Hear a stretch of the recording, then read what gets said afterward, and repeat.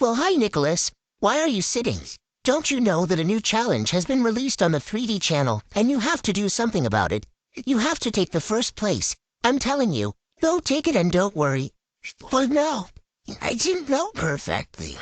I have to take the first place. Okay. Okay. Then teach the boys. I'll give you some advice.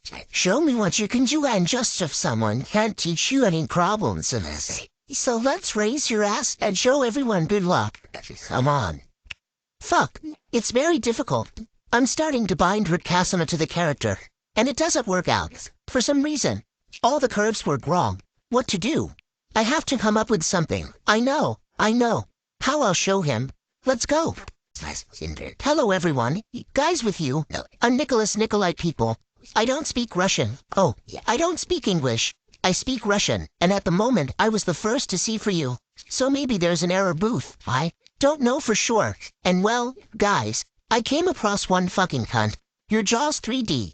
And there will be a fucking big prize. I want to get it, and probably many of you also want to get it, and there's a problem. There are files. But there's a problem that Yarrick doesn't get attached to the pipe object. There are problems. I figured it out, and today I'll show you. And let's go to Sasha. Let's go see.